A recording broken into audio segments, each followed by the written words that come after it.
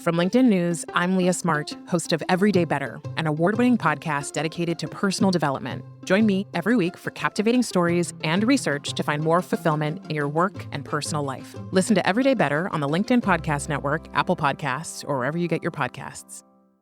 Did you know that small and medium businesses make up 98% of the global economy, but most B2B marketers still treat them as a one-size-fits-all? LinkedIn's Meet the SMB report reveals why that's a missed opportunity and how you can reach these fast-moving decision makers effectively. Learn more at linkedin.com/meet-the-SMB. Hello, my friend, and welcome to another exciting episode of Negotiate Anything. Thanks for joining us today. With over 10 million downloads and listeners from more than 180 different countries, it's dedicated listeners just like you who have made Negotiate Anything the #1 negotiation podcast in the world. I'm your host, Kwame Christian. I'm a business lawyer, mediator, author, and the proud CEO of the American Negotiation Institute. Now, before we get into today's insightful conversation, I have a golden opportunity for those of you who recognize the power of negotiation in your professional lives. Have you ever found yourself wishing that you could navigate those high-stakes conversations with more confidence? Or perhaps you're looking to empower your team with the art of persuasion and conflict resolution. At the American Negotiation Institute, we've crafted specialized keynotes and workshops tailored for those very needs. We've transformed the negotiation skills of professionals worldwide, and we're eager to do the same for you. We believe the best things in life are on the other side of difficult conversations, and our goal is to help you improve your lives and the lives of those around you, one difficult conversation at a time. Don't let another challenging conversation leave you second guessing. Click the link in the description to discover how we can help you find confidence in conflict, negotiate better deals, and have stronger relationships. Because in the world of business, every conversation counts. And now, without further ado, let's jump into the interview. John, thanks for joining us today. Thank you very much for having me, Kwame. Man, it is my pleasure. So how about you get us started by telling us a little bit about yourself and what you do? Excellent. My name is John Moore. I am a senior representative of Tech Bank. We focus on IT solutions and staff augmentation. That's the main business of what I do. So right now I am over marketing, business development, and talent acquisition. And so the company has had no digital footprint really whatsoever beyond their website. So I am trying to grow that from the ground up and organically, starting with LinkedIn. And that's kind of how my day goes.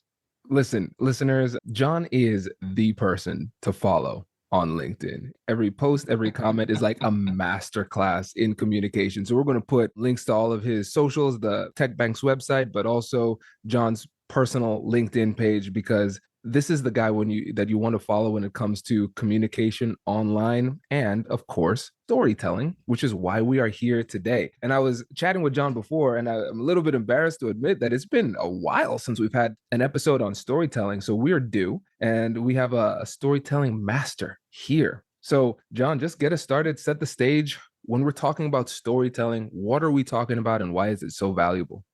First off, you're too kind. Thank you. And the main reason why storytelling is valuable is that it covers everything you're looking for. So everybody speaks the same way for the most part when they're reaching out to customers. It sounds the same. Everyone is very homogenized, I should say. So if you're going out there with storytelling, you're definitely going to stand out from the crowd. You're going to look different. And the people who are reading are going to pay attention to you. And what storytelling is just basically taking the bullet format and spreading it out. So you're not going to make it look like a thick essay. We're not writing Tolstoy here. It's still bullet point, but a little bit different. You give it some color, you give it some flavor, some zhuzh, if you will. This makes so much sense, John, because again, there are a lot of people who comment on my posts, and your comments always stand out because they are so well written and they're captivating. And now it makes sense because it sounds like you have a replicable model for the way that you go into storytelling. Am I getting that right? 100%. The way I learned this in the little bit of time I tried selling life insurance is you got to come up with a system that's repeatable and scalable, something that you can do over and over and over again. And that's what I do on LinkedIn. I spend about 30 minutes ahead of time commenting on my normal people. I have my core, and then I'll write my post, and then I'll spend another hour reaching out to new people, commenting on their things, adding value on their posts. And that's the trick too with storytelling, is doing the value add. It's not enough to just say, hey, great post. Well, that's fine, but there's no context behind it. What's the context behind great post? What made it a great post to you, the writer? So I tell you what makes it a great post. And then this is the trick that I always do. I don't know if it's a trick, but it's what I always do, is I always try to add even more value to the original post. So you'll get the original post, and then I'll look at what you wrote. I say, okay, this is all excellent. This is very great.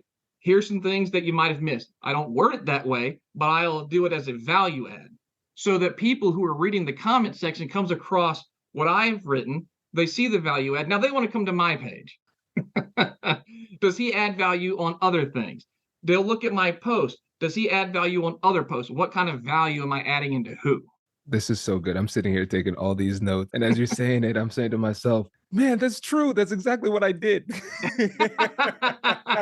It is great. And I love the fact that there is this replicable model, because when you think about writing in general, writing is tough. If you want to write well, it takes a lot of intentionality. It takes a lot of time and a lot of thought. And if you tell people, all right, tell incredible stories, that is hard to do. And it's almost like if you take all of the guardrails off of creativity, it becomes so overwhelming that you can't produce anything. And so I really think that the listeners should focus on this part of the process where, hey, this is a process. It is replicable, because you're going to have different conversations in different contexts. And if you can have this framework that you can keep going back to, then it's going to be much easier for you to communicate in this way using stories. Absolutely. And the way the framework works, it starts off with the hook. And in the hook, what I always tell people, and if you pay attention to my writing, it is always addressing the problem and telling people that I'm going to give them a solution right off the bat. So, like today, I wrote about how to find an ideal customer. So I say, okay, are you a detective looking for your ideal customer? Well, I'm about to tell you how to find the ideal customer. That's the intro, basically. And then I go into 5 things I do to find those customers. And then I follow that up as, once I find them, here are 3 things I do to address them. So that's kind of how almost all of my storytelling goes. It's solution problem, the step-by-step guide on how to do it, followed by final resolution and a call to action. And that's every single post. But I don't do it in the way that you would think that most people on LinkedIn do. Because on LinkedIn is, you just said it, was write incredible stories. Now I could do it right now and tell you an entire post on how to do that, right? How to write an incredible story. And the thing is, do you absolutely have to have a passion about writing about? No, absolutely not. It helps. It really helps because people will feel it, but it's not absolutely necessary. Think about when someone has writer's block, right? Okay, I have a passion for something, but I can't think about what to write. Well, now I have to do something to get myself out of that block. So I'll take like this pen, and I will write an entire story about this pen, about its journey, of how it got to me, the step by step from creation to getting to me, and what it must have gone through to get here, and then what it's like living with me, and the things that I put it through, chewing on it, writing with it, the stories it sees, and all that stuff. So that's how I do it.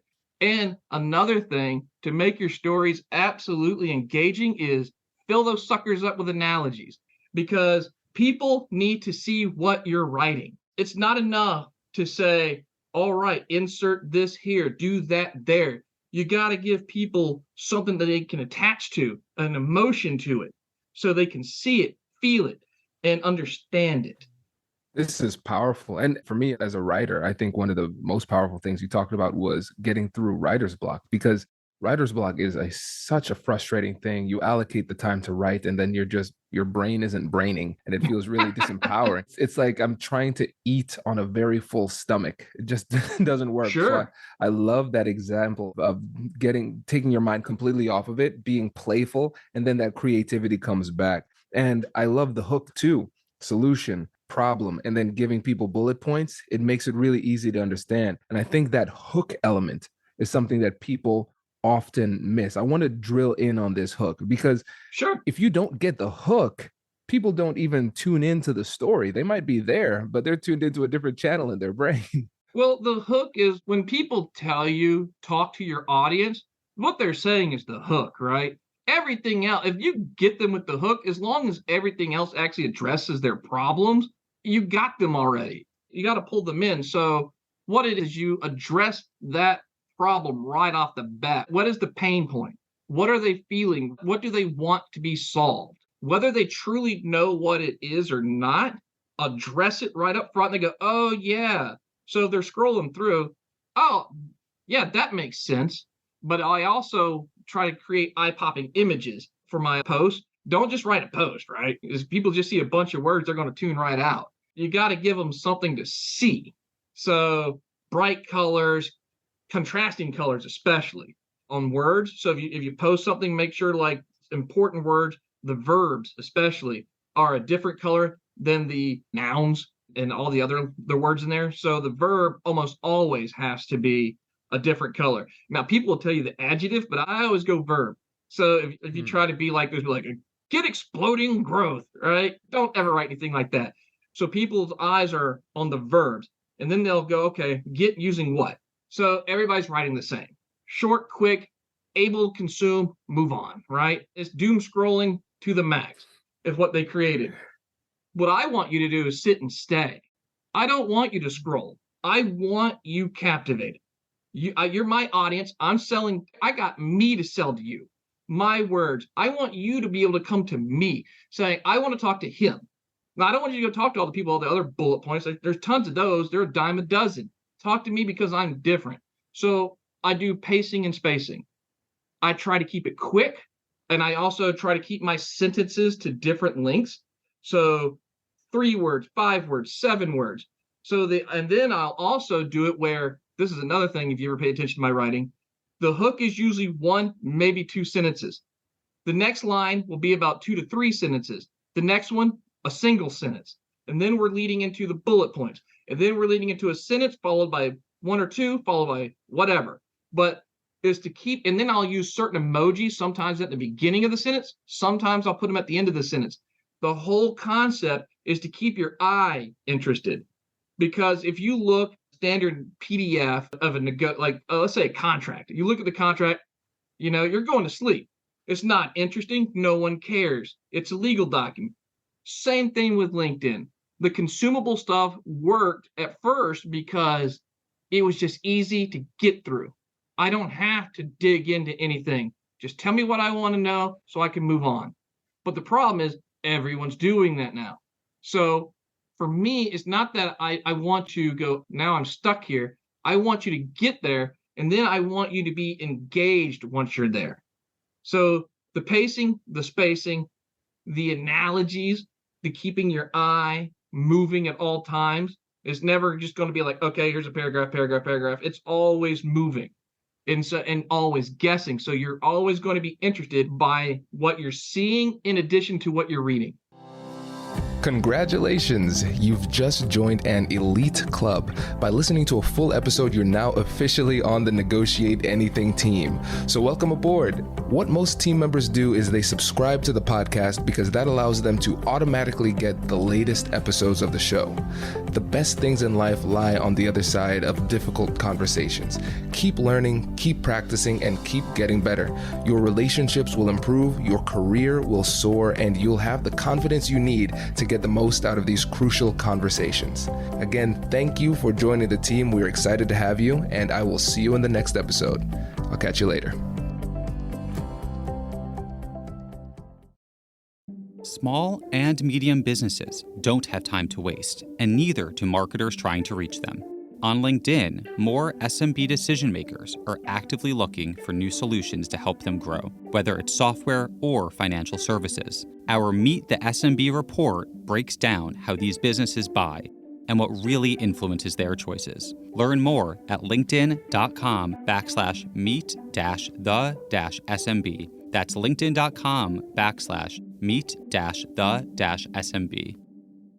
Yes. Oh, this is good. This is really good because it shows the intentionality that goes into this. Because what's interesting is that the person who's listening to this previously, they might have just been drawn to this post, but not understanding what it was that drew their attention to the post. And now we have a little bit of an opportunity to peek behind the veil and understand the science and psychology that goes into this. And what's really cool about what you do is that your LinkedIn presence is very, very strategic in that it helps you with what you're trying to do with TechBank. And so what I want you to do now is really picture and draw a clear connection between how the storytelling starts the conversation, how that's a really strong beginning point for the actual negotiation and communication when you actually start to talk to the person in real time. Sure. Once the stories are out there and people start commenting on it, I have now developed social proof. I also write every single day. I have made a commitment to write every single day, at least on my page, not necessarily on the TechBank page, the business page. I'll do that a couple days a week, but on mine, because I'm the face, right? People are going to see me. So what happens is with all of this information, when people go to TechBank, yes, they'll see a bunch of content there, but they will see, but that's all professional content. They'll come to me and see the opinions, the style, what they're going to get when they start working with TechBank. Now, TechBank's a professional business. We do what we do, and we're darn good at it. But they need a face. They're going to have a relationship with me. They're not going to have a relationship with TechBank. So they see how I conduct myself, what my personality is in my writing. Now I'm reaching out to people in DMs. Hey, I see that you work with so-and-so. I'd love to connect with you. This is what I do. If you'd like, check out my page and let's have a conversation. Something along those lines. And almost always go to my page first because they're not going to just write back, oh, that's great. I've been waiting for someone. No, they go to my page. They see my profile that's already been optimized. It already fits everything they do and what they're looking for. And then they go to my content next. All right, what does this guy do? What's he all about? Is this someone I truly want to work with? And then they go to the comment section. What are people saying? Is he engaging with them? How does he engage with them? And then they say, okay, this is great. Let's have a conversation. Now we're talking about the reason why they reached out to me. What's their motivation for reaching out to me?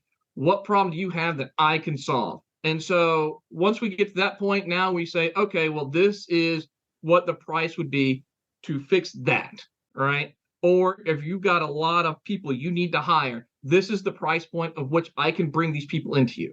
And so that's how the negotiation goes. And it's in our business, there's not as steep a negotiation. There is negotiation, but it's not like high stakes lawyer negotiation. I've read your profile. I was married to an attorney at one time in my life. I know what that looks like. It's not that. It's something, but it's not that. We have quite the reputation. Oh man, John, I love how much intentionality you're putting behind this. And I really want to focus on a couple of things here that I think are overlooked often when it comes to the negotiation process. And that's social proof and showing your personality. Because when people follow you, they get to get a vibe on who you are and what you're about. Because this is our first time talking in real time, I feel like I know you. And this is exactly what I expect you to be like, because you're authentic. The personality shows. And then we cannot deny the power of social proof. Okay? You have this great personality and you're writing these great stories. And then you go on LinkedIn and you have one follower. But then let's say it's the exact same thing. And now you have as many followers as you have, right? It gives you a little check of credibility. And now we could say that this is shallow, and maybe it is. But what we should say as well is that it is a psychological reality. And as a result of that, we should incorporate it into our strategy. And so this helps us to understand there's a big nexus when it comes to our persuasive abilities and our online brand presence. And so you've been able to marry that brand presence, social proof, personality, authenticity, storytelling, and you have all of this positive momentum working for you even before you have the first conversation with the person. Absolutely. Yeah. And that's the part that's great is I get to do all the things that I love, right? I love writing and I love talking to people. I love engaging. It's the reason why I've been in this particular business for so long. And I've been in this field for about 8 years. Now, I've had several careers before this, managing big box retail. I've managed at the state government level, high education. And I've been in here now for 8 years. So that kind of tells you how dated I am. But seriously, though, it's all of that. And you're right. It is a psychological effect that it has on people when they look at you and they go, what is the reason why I should want to work with this person? If they, like you said, if they see someone with a bunch of information but one follower, they'll say, what's wrong with this person? Or they'll say, what is the reason this person isn't motivated enough to go seek followers or develop a following, cultivate something? Show me that you can build something. The reason why should I listen to you if no one else is going to listen to you? That's powerful. It is so real. And now, with the time that we have left, I want to give you some time to talk about the use of humor because you do this really well. I'm getting a taste of that now. And you also do it really well online. And the beautiful thing is, obviously, it creates a connection. But then, if we just think about it from a more strategic perspective, what do you think is the value of humor when it comes to creating these connections and then also persuading? Memorability, top number one. End of discussion. That's it. I want people to remember me. Again, going back to people who use that easy to consume bullet point format. That's great and all. You've got yourself a nice little following, but they don't always connect with you. So, and they may not even remember you in, say, 2 years from now, 3 years from now. I want people to look at my information and treat me like they would their favorite authors at a library. I want people to remember me. I want people, the way I look at it is, there's no such thing as a quick sale, right? Everything takes time. These future clients of mine, potential clients, are not going to write me tomorrow. They may not write me for another year and a half. But the reason why they wrote me in the future from now, a year and a half, is because they remembered me. And that's what I use humor for, is to flow into the story of what I'm writing, because we already know that solutions and problems are daunting enough, right? The problem is daunting for the person who has the problem. That's the reason why they're looking for a solution. Developing the solution and making it actionable is also daunting because you don't want to lose the customer, disappoint them, and you don't want to ruin your own reputation. So you got to be perfect on this side to really manage the problem. But in between that, my goodness, that's a lot of stress here and here. So we got to bridge that gap. And the way I bridge that gap is through humor and levity. Life is too short, man.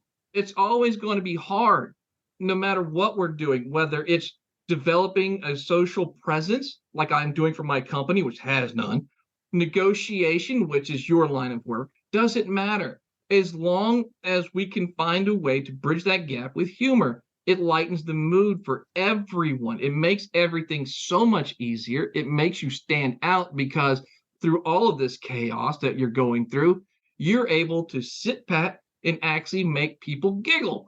And sometimes people just need that break. Now, I'm not saying stand there and juggle like a clown. That's not your job. You got to be professional, but every now and then chime in and say something funny. Make it enjoyable.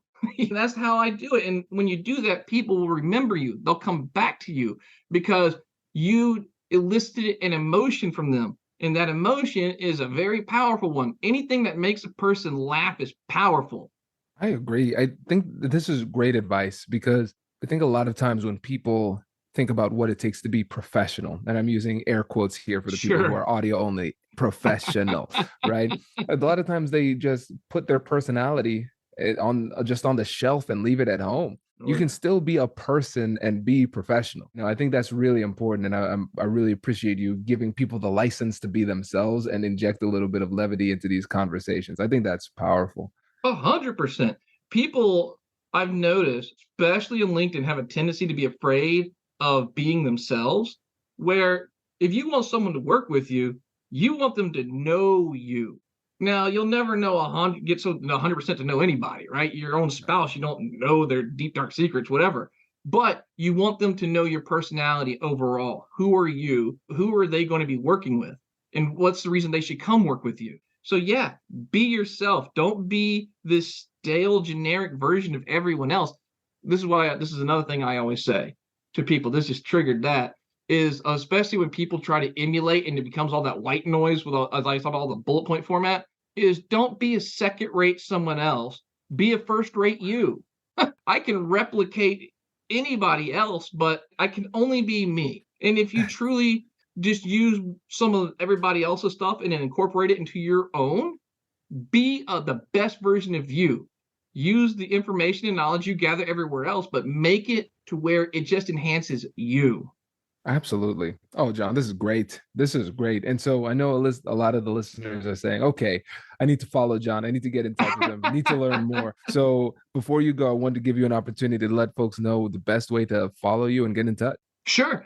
The best way to follow me is going to be on LinkedIn. That's the account I am on the absolute most. Sure, I have Twitter or X, whatever you want to call it. But right now, I stick to one platform. It's LinkedIn. That's where everyone is for what I need.